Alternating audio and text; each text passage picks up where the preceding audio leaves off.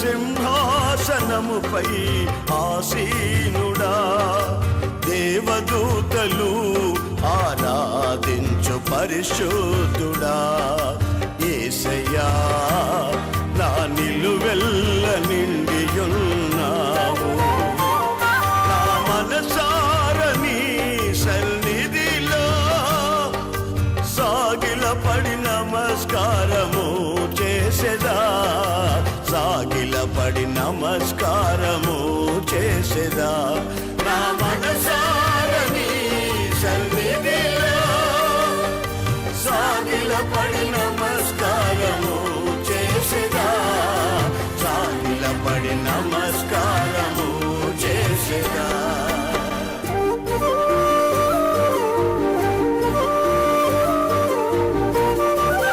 అందరికీ వందనాలు. ప్రభువు మిమ్మల్ని మీ కుటుంబాలను దీవించునుగాక. కొద్దిసేపు దేవుని మాటలు విందాం. మనల్ని చూసిన దేవుడు ఒక మాట మాట్లాడుతున్నాడు. ఆ మాట నీ కొరకు నా కొరకు దేవుడు వినిపిస్తున్నాడు, మాట్లాడుతున్న దేవుడు. ఆ వాక్యం చదువుతారు. మత్తయి సువార్త 11వ అధ్యాయము 28వ వాక్యాన్ని మీ జ్ఞాపకం చేస్తున్నాను. ఆ వాక్కు ద్వారా ప్రభు మనల్ని దర్శించబోతున్న వేళ. ప్రయాసపడి భారాన్ని మోసుకొని వెళుతున్న వారలారా, సమస్తమైన ప్రజలారా, నా యొద్దకు రండి, నేను మీకు విశ్రాంతిని కలుగ చేస్తాను. ఇక్కడ 3 మాటలు రాయబడ్డాయి. మొదటి మాట ఏమిటంటే, ప్రయాసపడి భారం మోస్తున్న వారులారా అంటే మనను ఆయన చూసినప్పుడు భారంతో నడుస్తున్నామని గమనించాడు. అంటే ఇప్పుడు మనిషి, మీరు, నేను, మనం ఏదో ఒక భారం చేత ఏడవబడుతూనే ఉన్నాం. మీరు ఎవరిని పలకరించినా నవ్వుతూ పలకరిస్తారు, వాళ్ళు నవ్వుతూ జవాబిస్తారు. కానీ 4 మాటలు కలిసి మాట్లాడుకున్నాక వాళ్ళ గుండెల్లో బరువు కానీ భారం కానీ సమస్యలు కానీ చెబితే మనకు అప్పుడప్పుడు గుండె ఆగినంత పని అవుతుంది. ఒక్కొక్క కుటుంబంలో ఉండే భారాలు నీ నోటితో చెప్పక్కరలేదుగా. ఒక్కొక్కరి మెడ మీద పెట్టబడిన భారం ఏడవలేక చావలేక జీవితంలో ఎంత వ్యధ చెందుతున్నారు. నా దేవుడు పైరూపాన్ని చూస్తాడు, ఆంతర్యాన్ని చూస్తాడు. ఆయన పైకి నువ్వు ఎంత మెరుస్తున్న బంగారంలాగా, అద్దెకు తెచ్చిన నవ్వుతో నువ్వు నటనగా చేసినా నీ గుండెల్లో ఉన్న భారాన్ని ఎరిగినవాడు, ఇట్టే గుర్తుపట్టగలిగినవాడు. అందుకని నా దేవుడు ఏమంటాడో తెలుసా, మీరు నా దగ్గరకు రండి, మీ భారాన్ని నేను తొలగించి విశ్రాంతినిస్తాను, అంటే నెమ్మదిస్తాను అని. మీరు బైబిల్లో ఎక్కడ చూసినా భారంతోనే అడుగులు వేస్తున్నారు. ఆమె భారం ఏమిటో తెలుసా, కట్టెలు ఏరుకుంటుందండి కరువు కాలంలో. అంత పిండి నా దగ్గర ఉంది, ఇంత నూనె మాత్రం మిగిలింది. ఇక ఈరోజేగా కట్టెలు ఏరుకునేది. ఆ కట్టెలు ఏరుకొచ్చాక నాకు నా కొడుక్కి రొట్టె కాల్చుకుంటాం. ఇక రేపు అది భారమైన తలంపు. ఆ గుండెల్లో ఆ తల్లికి ఎంత భారం ఉంది. నేను కని పెంచానే, నా బిడ్డ ప్రయోజకుడు అవ్వాలని ఆశపడ్డా. కానీ కరువు ఇంతగా నా మీద నా ఇంటి మీద దాడి చేసి నన్ను ఎలా కృంగదీస్తుందని అనుకోలేదుగా. ఒక్క క్షణం ఆగి ఆలకిస్తే ఆ తల్లి జీవితంలో బిడ్డను గురించి బతుకుదేరు లేనప్పుడు ఆ భారం ఎంత గొప్పగా కనబడుతుంది. మీరు జాగ్రత్తగా గమనించండి. ఒక్క ఇల్లని కాదు, ఆ ఇంటికి వెళితే ఒక్కగానొక కూతురట చావు బతుకుల్లో ఉందట. ఆ తండ్రికి ఎలా ఉంటుంది బాగా ఆలకించండి. కొన్నిసార్లు మనం కనుక్కున్న పిల్లలకు అంత అన్నం పెట్టలేని పరిస్థితిలో ఉన్నప్పుడు కానీ మనం అంత బ్రతికి జీవితాన్ని ఇడిచినా మనం నోరారా ప్రేమగా పలకరించే వ్యక్తులు లేరనుకోండి, వాళ్ళ గుండెల్లో ఉండే ఆ భారం మామూలుగా ఉండదుగా. దుఃఖం అనే భారం ఉంటుంది, రోగం అనే భారం ఉంటుంది, నష్టం అనే భారం ఉంటుంది, తన జీవితంలో ఆశ నెరవేరలేదనే భారం ఉంటుంది, అన్నిటికంటే ఈ కుటుంబాన్ని ఏడవలేననే భారం ఉంటుంది. ఇన్ని బాగున్న తుఫానుల మీద తుఫానులు వస్తుంటే రేవు చేరలేకపోయానని భారంతో పైన సాగిస్తూ ఉన్నాంగా. భారం అనే మాటకు నీవు నెత్తిన పెట్టిన బరువు అని అర్థం. ఇంకా చెప్పాలంటే నీ స్థితిని కృంగదీస్తున్న పరిస్థితి. అది వ్యాపారం కానీ, వ్యవసాయం కానీ, ఉద్యోగం కానీ. ఈ రోజున యేసు ప్రభు నిన్ను చూచాడని చెప్పడానికి సంతోషిస్తున్నా. ఆయన వెంటనే ఏమంటున్నాడు తెలుసా? ప్రయాసపడుతున్నారుగా, ఫలితం లేకపోయింది. అతగాడు వల వేశాడుగా, మీకు తెలుసు. రాత్రంతా వల వేశాడండి ప్రయాసపడి. అందరు పడవలు నిండే కానీ అతగాడి పడవ నిండల. అతనికి ఎంత బాధ ఉంటుంది, ఎంత భారం ఉంటుంది, రేపటి భవిష్యత్తు ఏమిటి ఆలోచన ఉంటుందిగా. ప్రయాసపడ్డాడు కానీ ఫలితం లేకుండా పోయింది. ఎందుకో ఈ నెల ప్రారంభంలో ఈ మాటలు వింటున్న సహోదరులారా, మీ గుండెల్లో ఏ భారం ఉందో నా దేవుడు చూస్తున్నాడు. అయ్యో, నన్ను నడిపించేవాడు లేకపోయాడే, నాకు ఆర్థికంగా సహాయం చేసేవాడు లేకపోయాడే, ఇక నేను ఏడవలేను, నేను ఇక నడవలేను అంటే రకరకాల సమస్యలు కృంగతీస్తూ ఉంటే, నెత్తిన పెట్టిన బరువులాగా ఉంటే, అడుగులు తడబడుతుంటే పైన అగమ్యంగా అనిపిస్తుందిగా. కానీ నన్ను చూసినవాడు, నిన్ను చూసినవాడు, కన్నీళ్లతో ఎవరు ఎక్కడ ఉండి విలపిస్తున్నా వారందరిని చూచిన వాడు ఒక్క మాట అంటున్నాడు, ప్రయాసపడి భారం మోస్తున్న వారలారా, మీరంతా నా దగ్గరకు రండి, నేను మీకు నెమ్మదిని కలుగ చేస్తాను, నేను మీకు విశ్రాంతి కలుగ చేస్తాను. ఈరోజు ఈ నెల ప్రారంభంలో మీ ప్రాణములకు నెమ్మది కలుగునగాక, మీ జీవితాలకు విశ్రాంతి కలుగునగాక. కృంగిపోయి బరువు చేత, బాధం చేత మూలుగుతున్న సహోదరులారా, నా దేవుడు వాగ్దానం చేస్తున్నాడు, నా దగ్గరకు రండి, నేను మీకు విశ్రాంతినిస్తాను, నా దగ్గరకు రండి, నేను మీకు నెమ్మదిని కలుగ చేస్తాను. ఓ సేవకుడిగా నేను కూడా మనసారా కోరుకుంటూ, మనసారా మీ కొరకు ప్రార్థన చేయబోతున్నాను. అదేమిటో తెలుసా? ఈ నెల ప్రారంభం నుండి మీ ప్రాణాలు తెప్పరిల్లాలి. ఈ నెల ప్రారంభం నుండి మీకు నెమ్మది కలగాలి. ఈ నెల ప్రారంభం నుండి మీకు విశ్రాంతి కలగాలి. ఏ ఏ పరిస్థితుల్లో మూలుగుతున్న వివరాలు అక్కరలేదు, కానీ నా దేవుడు సమస్తం ఎరిగినవాడు. ఆయన అంటాడు, దయచేసి నా దగ్గరకు రండి, నేను నెమ్మది ఇస్తాను, విశ్రాంతి ఇస్తాను, క్షేమం ఇస్తాను అంటున్నాడు. మరి ఈ మాట నీకు వినబడుతుందిగా. సహోదరులారా, మీరు దూరంగా ఉన్నా దగ్గరగా ఉన్నా ఒక్క క్షణం ఆగి ఆలకిస్తే మీ వ్యక్తిగత జీవితంలో నెమ్మది దొరకని రోజుల్లో ఉన్నావు. నెమ్మది కావాలని ఆరాటపడుతున్నా నీ ప్రాణానికి నెమ్మది కనపట్టాల, నీ కుటుంబానికి నెమ్మది కనపట్టాల. నా దేవుడు ఈ నెల నిన్ను ప్రేమించాడు గనక నీతోనే మాట్లాడుతున్నాను. నేను నీ దేవుడిగా ఉన్నానుగా, నేను మీకు నెమ్మదిని విశ్రాంతిని కలుగ చేస్తానని వాగ్దానం చేసిన ఆ దేవుని వాగ్దానం మీరును, మీ పిల్లలను, మీ కుటుంబమును అనుభవించుదురుగాక. ఇంకో మాట చెప్పనా?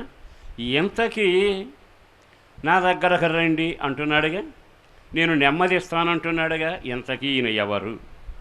ఈయన ఎవరో 4 మాటలు చెప్పి నేను ముగిస్తాను. ఆయన ఎవరు అనే దానికి మీకు తెలియాలి అంటే మొదటగా యెషయా గ్రంథం 43వ అధ్యాయము 15వ వాక్యాన్ని చదవండి. యెహోవానగు నేనే మీకు పరిశుద్ధ దేవుడను. యెహోవానగు నేనే మీకు పరిశుద్ధ దేవుడు. యెహోవానగు నేనే పరిశుద్ధ దేవుడను అనలా. ఏమన్నాడు? నీకు నేను పరిశుద్ధ దేవుడిని, అందుకు నా దగ్గరకు రా. అక్కడ రాసిన వాక్యాన్ని మళ్ళా చదువుదాం. యెహోవానగు నేనే మీకు పరిశుద్ధ దేవుడు, నేను మీకు పరిశుద్ధ దేవుడను. అక్కడ నేను మీకు అనే మాట అండర్లైన్ చేసుకోండి. నేను మీకు పరిశుద్ధ దేవుడను అంటే అర్థం ఏమిటి? ఆయన పరిశుద్ధుడట. ఆ పరిశుద్ధ దేవుడు ఇప్పుడనే మాట ఏమిటి తెలుసా?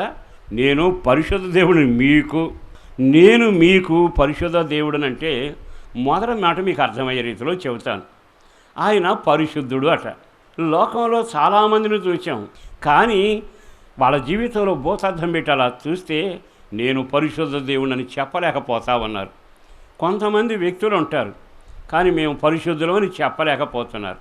ఇప్పుడు ఆయన అంటాడు కదా, నీవేమో బాధలో ఉన్నావు, నీకేమో విశ్రాంతి లేదు, నీకు మెడ మీద బరువు ఉంది, ఇంటి నిండా సమస్యలు ఉన్నాయి, కళ్ళల్లో నీళ్లు గారుతున్నాయి, వెనకేమో సమస్యలు తరుముతున్నాయి, బరువుతో పిల్లల్ని పెంచలేకపోతున్నావు, పెళ్లి చేయలేకపోతున్నావు, భక్తిలో జీవితాన్ని ఏడవలేకపోతున్నావు, ప్రభు దగ్గరికి నడవలేకపోతున్నావు, అందరికంటే మెరుగ్గా నిలబడలేకపోతున్నావు. ఈ భారంతో నీవుంటే ఆయన అంటాడు కదా, నేను మీకు పరిశుద్ధ దేవుడను అన్నాడు. అంటే ఆ మాట వల్ల మనకు కలిగేది ఏమిటంటే, ఆయన పరిశుద్ధుడు గనక మనల్ని కూడా పరిశుద్ధులుగా మార్చాలని కోరుకుంటున్నాడు. ఇప్పుడు ఇంకో మాట చెబుతాను. బరువేమో భుజం మీద ఉంది, ఆ బరువుతో వాడు చేస్తుంటే నీ బరువుని నేను తీస్తానంటే బాగుంటుందిగా. అలా అనలా, ఏమన్నాడు, నేను నీకు పరిశుద్ధ దేవుడిని అంటాడు. అంటే అర్థం ఏమిటంటే, ఆయనకు తెలుసు ఈ మనిషికి బరువు అంతా ఎక్కడి నుంచి వచ్చింది, ఈ బరువు ఎట్లా అసనగాడికి సోకింది. మనిషి మొదట పవిత్రుడిగా పుట్టాడు, కానీ ఆజ్ఞాతిక్రమం అనే పాపం చేసి దేవుని మాట వినకుండా తన జీవితంలో పాపిగా మారాడు. పాపం బరువు అయ్యింది. ఇక అక్కడ నుండి ఇంటా బయట అన్ని బరువులు ఎక్కువైపోయాయి, భారంతోనే నడుస్తున్నాడు. ఆయన ఏమంటాడంటే, ఈ భారాలు నేను తొలగిస్తా, నీకు నెమ్మది కలగాలంటే ఈ బరువు తగ్గాలిగా, నీకు నెమ్మది కలగాలంటే ఈ అపవిత్రమైందంతా తొలగితే నీ ప్రాణానికి నెమ్మది కలుగుతుంది, అది నేను చేస్తా. ఈ భారమంతల కారణం నేను అపవిత్రునై ఉండడమేగా. పాపం ఎక్కడ ఉంటుందో బరువు అక్కడ ఉంటుంది. పాపభారం మనిషిని వెంటాడుతుంది. ఆ పాపం హంతకుడిగైనా, తాగుబోతునైనా, జోదగాడిగానైనా, హింసకుడనైనా, నాస్తికుడనైనా చేస్తుంది. అంటే ఇప్పుడు మనిషి మొదట్లో ప్రశాంతమైన వాతావరణంలో ఉన్నాడు, కానీ ఇప్పుడు నేరాలు, ఘోరాలు, పాపాలు చేసి పాప ఫలితం అనే బరువును మోస్తున్నాడుగా. నీ బరువు నేను తీస్తాననకుండా రండి, నేనే పరిశుద్ధ దేవుడను. ఈ బరువును తొలగించాలని ఆయన ఏం చేశాడో తెలుసా, సిలువకెక్కి తన అమూల్యమైన రక్తాన్ని కార్చాడు. నన్ను క్షమించయ్యా, నన్ను కడుగయ్యా అంటే ఆయన రక్తం ద్వారా మొత్తం నిన్ను కడుగుతాడు. కడిగిన తరువాత నీ ప్రాణం స్వేచ్ఛగా తేలిగ్గా ఉంటుంది. అందుకని ఈ నెల ప్రారంభంలో అంటాడు, నా దగ్గరకు రండి, నేను మీకు నెమ్మదిని కలుగ చేస్తా. మీకు బాధ కలుగ చేసేది ఈ పాపమేగా, మీకు బాధ కలిగి చేసింది అక్రమ సంబంధమేగా, మీకు బాధ కలిగి చేసింది దొంగ వ్యాపారమేగా, ఇంత నష్టం చేసింది ప్రేమ లేకుండా ద్వేషం పెంచుకోవడమేగా, ఇంతకాలం ఈ జీవితం బరువవటానికి కానీ నీ వ్యక్తిగతంగా అక్రమ సంపాదనేగా. అది మొత్తం నేను కడుగుతాను, అది మొత్తం నిన్ను తీస్తాను, శుద్ధీకరిస్తాను. ఆ తదుపరి నీ ప్రాణమునకు నెమ్మది కలుగుతుంది. అప్పుడు అర్థమవుతుంది, ఇంతకాలం వ్యర్థమైన బరువును మోసానుగా, నా దేవుని దగ్గరకు వచ్చాక నేను పరిశుద్ధ దేవుడును నీకు అన్న దేవుడు నీకున్న బరువంతా ఆయన మోసాడు, శిలువ రక్తం ద్వారా కడిగాడు. రక్షించబడిన వారందరి జీవితంలో నెమ్మది, విశ్రాంతి కలుగునుగాక. ఈ రోజున ప్రభువును నమ్ముకుంటే పాపభారం తొలగితే నెమ్మది ఉంటుంది. అందుకే అంటాడు, నేను మీకు దేవుడను. అంటే అర్థం ఏమిటి, మన పాపాలన్నీ క్షమించి పాపభారం నుంచి తప్పించి మనల్ని తేలిక చేసి మన జీవితాన్ని జీవంతో నింపి దేవుని సొత్తుగా జీవింపజేయగలిగిన వాడు. ఏ వ్యక్తి పాపపు ఇష్టం నుంచి విడుదల పొందుతాడో, పాపభారం నుంచి విడుదల పొందుతాడో వానికి నెమ్మది కలుగునుగాక. తర్వాత ఆయన పరిశుద్ధుడు గనక నిన్ను పరిశుద్ధుడిగా నడిపించి నిత్యమైన మోక్షానికి తీసుకుని వెళతాడు. ఇంకొక మాట కూడా చెబుతాను.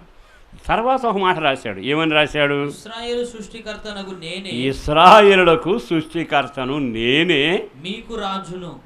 రెండో మాట ఏమంటున్నాడు, ఇశ్రాయేలులకు సృష్టికర్తను నేనే, నీకు రాజును, నేను నీ సృష్టికర్తను అన్న మాట మొదట చెబుతాను. సృష్టికర్త ఏం చేస్తాడు, మనల్ని ఎట్లా సృష్టించాలో ముందుగానే ఆయన నిర్ణయించాడు. ఆయన నీ సృష్టికర్త అంటే ఎముకలు ఎక్కడ ఉండాలో, ఎన్ని ఉండాలో సృష్టించాడు. గుండె ఎంత ఉండాలో, గుండె ఎప్పుడు కొట్టుకోవాలో చెప్పాడు. పైనుంచి కింద వరకు నీ రూపాలను దిద్దితే ఒక భక్తుడు అంటాడు, ఆహా, నీవు నన్ను కలుగజేసిన విధానము చూస్తే నాకు ఆశ్చర్యంగా ఉంది. అంటే ఆయన సృష్టికర్త. నేను నిన్ను సృష్టించాను అని మొదటి జ్ఞాపకం చేస్తున్నాడు. ఇప్పుడు మీకు నేను చెప్పాలనుకున్న మాట ఏమిటంటే ఆయన సృష్టికర్త, మనం ఆయన చేసిన పనిగా ఉన్నాం. కానీ ఈ మధ్య దెబ్బతినిపోయాం, ఈ మధ్య ఒరిగిపోయాం, ఈ మధ్య బద్దలైపోయాం, ఈ మధ్య సృష్టికర్త చేతిలో ఉన్న వ్యక్తిలాగా బతకలేకపోయాం. అప్పుడు వెంటనే అయ్యో నా బ్రతుకు బద్దలైపోయిందిగా, ఒకప్పుడు పవిత్రుణ్ణి, ఒకప్పుడు నమ్మకస్తుణ్ణి, ఒకప్పుడు బాగా బ్రతికాను, అన్ని విషయాలు యోగ్యంగా ఉన్నాను, ఇప్పుడు బద్దలైపోయానుగా అంటే ఆయన ఒక మాట అన్నాడు. ఏమన్నాడు తెలుసా? నేను సృష్టికర్తను. భక్తుడు పిలిచన్నాడు, భక్తుడా తిన్నగా బయలుదేరి అక్కడ ఒక కొమ్మరి ఉన్నాడు, ఆ ఇంటికి వెళ్ళు అన్నాడు. ఇర్మియా గ్రంథం 18వ అధ్యాయంలో ఆ కొమ్మరి వానింటికి ప్రవక్త వెళ్ళాడు. అతగాడు ఏం చేశాడో తెలుసా? మట్టిని తీసుకుని సారి మీద పెట్టి గిరగిరగిర తిప్పుతూ చేత్తోనే కొండ చేశాడు. భలే ఆశ్చర్యంగా ఉంది. ఈ లోపు మరో కొండ చేస్తుండగా ఏమైంది? వెంటనే అది ఒరిగిపోయింది. ఆ ప్రవక్త చూసారే, బంగారు లాంటి కొండ ఒరిగిపోయిందే అనుకుంటుండగా అతను ఏం చేశాడో తెలుసా? ఈ మట్టిని తీసి పారవేయకుండా ఆ విరిగిపోయినా, ఒరిగిపోయినా, కూలిపోయినా దాన్ని అలా తీసుకొని మళ్ళా మట్టిలో వేసి మళ్ళా కలయదొక్కి దాన్ని తీసుకొచ్చి మళ్ళా సారి మీద పెట్టి మళ్ళా కొండలాగా తయారు చేశాడు. ఇప్పుడు నీకు నాకు అని చెప్పే పాఠం ఏమిటో తెలుసా? నేను మీకు సృష్టికర్తను. ఈ సృష్టికర్త చేసిన పని ఒరిగిపోయింది, కొండ విడిపోయింది, అది కుప్ప కూలిపోయింది, అయ్యో అనిపించింది. ఆయన అంటాడు, నేను సృష్టికర్తను ఎక్కడే ఉన్నానుగా. ఇర్మియా గ్రంథం 18:5లో చాలా తేటగా రాయబడిన మాట. అంతటా యెహోవా వాక్కు నాకు ప్రత్యక్షమై ఇలాగు సెలవిచ్చెను, ఇశ్రాయేలు వారలారా, ఈ కొమ్మరి మట్టికి చేసినట్టు, ఈ కొమ్మరి ఈ మంటికి చేసినట్టు నేను మీకు చేయలేనా? ఇదే యెహోవా వాక్కు. మీరు జిగటమన్ను కొమ్మరి వాని చేతిలో ఉన్నట్టుగా ఇశ్రాయేలు వారలారా, మీరు నా చేతిలో ఉన్నారు. టూకీగా ఒక మాట చెబుతాను. దేవుని చేతిలో నీవు ఉన్నావు, కొమ్మరి చేతిలో మట్టి ఉంది. ఆ కొమ్మరి చేతిలో మట్టి కొండ విడిపోయింది, ఒరిగిపోయింది, జరిగిపోయింది. నువ్వు దేవుని చేతిలో ఉన్నావుగా. నీ వయసు ఎంతో నాకు తెలియదు. నువ్వు ఏ రకంగా ఈ 50 ఏళ్ళు 60 ఏళ్ళ జీవితంలో ఎక్కడ ఒరిగిపోయావో, ఎక్కడ పగిలిపోయావో, ఎక్కడ నిష్ప్రయోజనం అయిపోయావో, ఎక్కడ చెడు సహవాసంలో పడిపోయావో, ఎక్కడ భయంకరమైన అనారోగ్యం తెచ్చుకున్నావో, ఎక్కడ నీ కుటుంబాన్ని నాశనం చేసుకున్నావో, నీ జీవితాన్ని ఎంత పగలగొట్టుకుని పాడైపోయినా నా దేవుడు అంటాడు, నా వైపు చూడు, నా దగ్గరకు రండి, నేను సృష్టికర్తను. అంటే అర్థం ఏమిటో తెలుసా? మరలా నీకు క్రొత్త జీవితం ఇవ్వబోతున్నాను, మరలా క్రొత్త రూపం నేను ఇవ్వబోతున్నాను.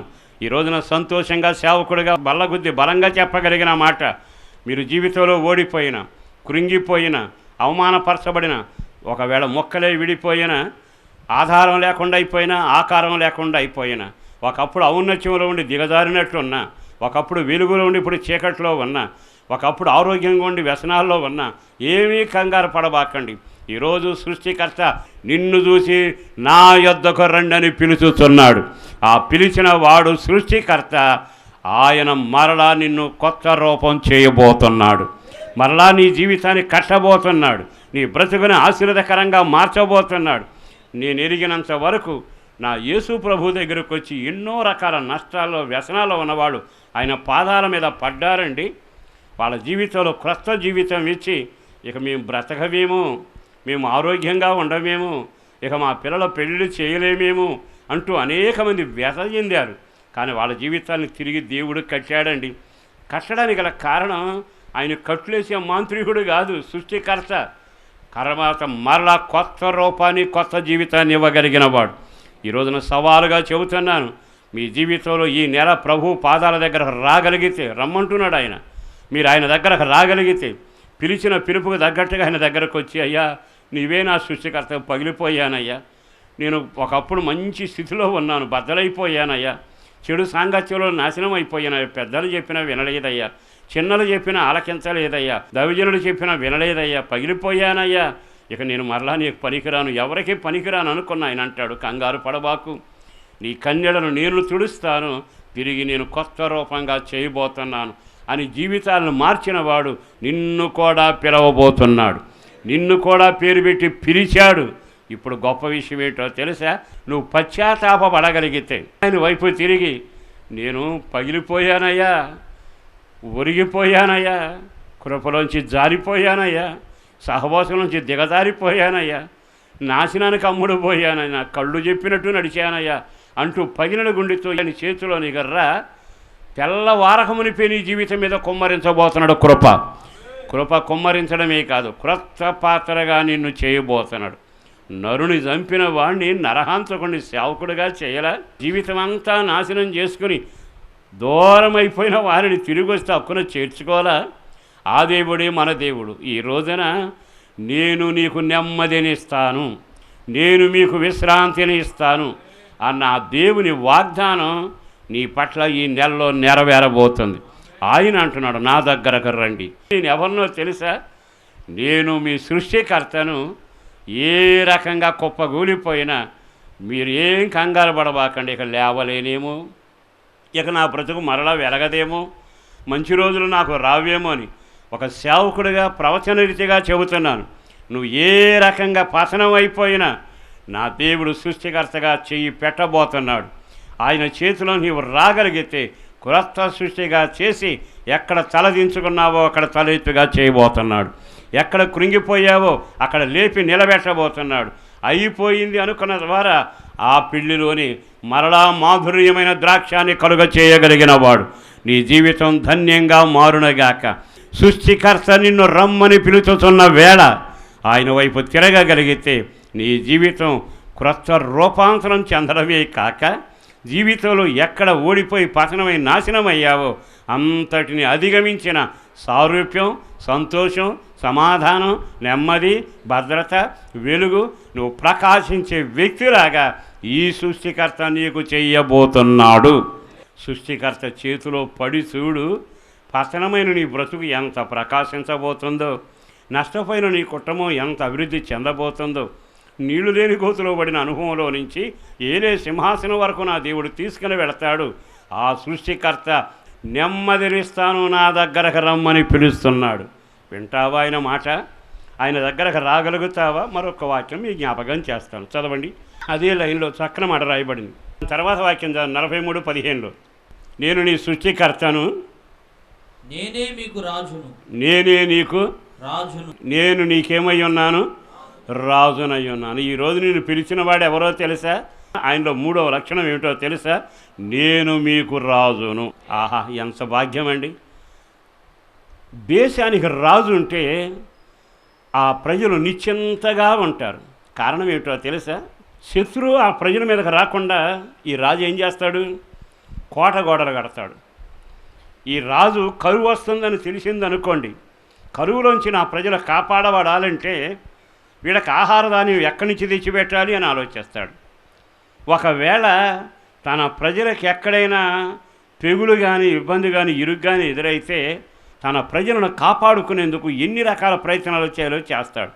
అంటే కాపాడతాడు, పోషిస్తాడు, కంచి వేసి కాపాడతాడు, వాళ్ళ ఇరుకుల సమస్యలో పాలు పంచుకుంటాడు. ఇక మీదట ఏమిటి తెలుసా? మీరు నిర్భయంగా ఉండండి, నేను నా సైన్యం మిమ్మల్ని కాపాడబోతున్నా.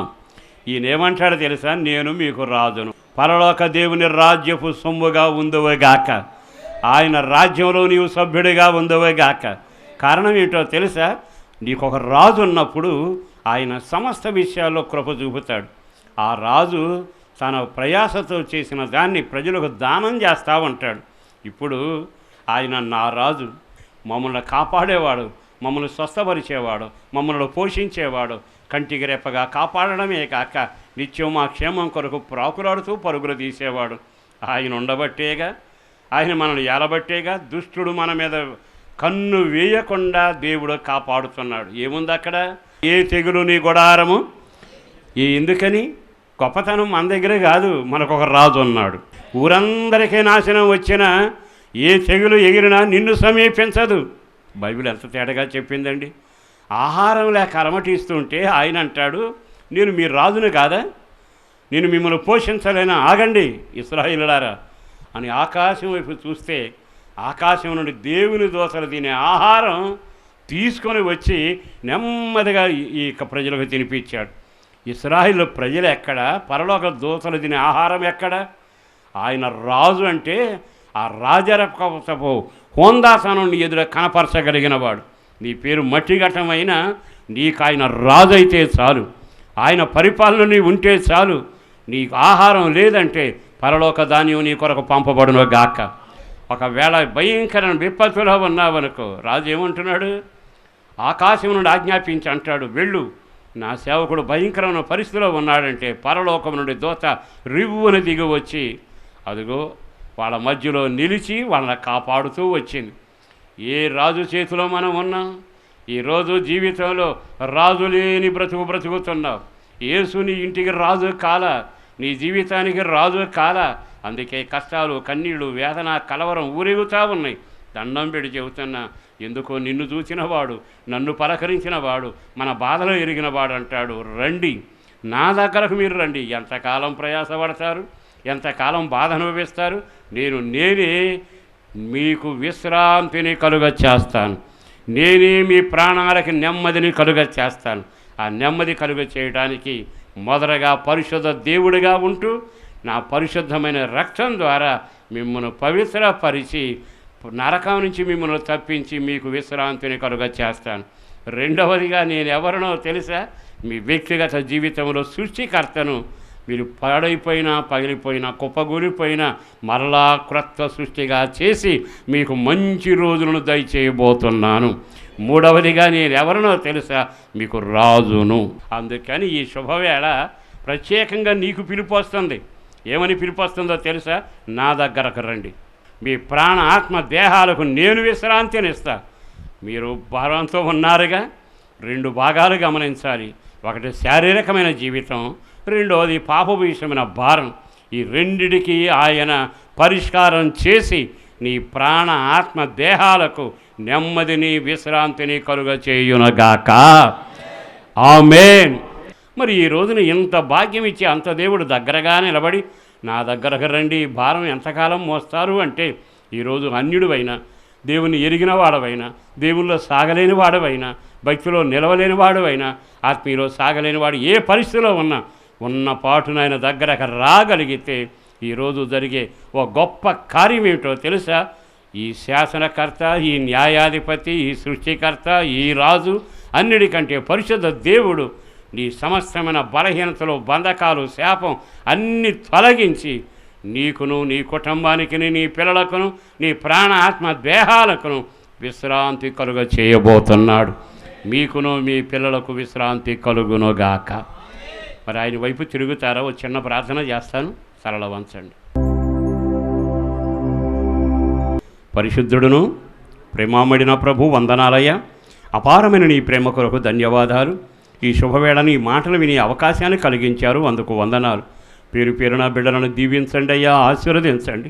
భారం మోస్తున్న వాళ్ళు, కృంగిపోయిన వాళ్ళు, జీవితాలు బద్దలైపోయిన వాళ్ళు, అన్నిటినీ పోగొట్టుకున్న వాళ్ళు, అన్యాయం అనుభవిస్తున్న వాళ్ళు ఎన్ని వేల మంది ఉన్నారు. ఈరోజు నీ వాక్కును బట్టి నిన్ను స్తుతిస్తున్నాం.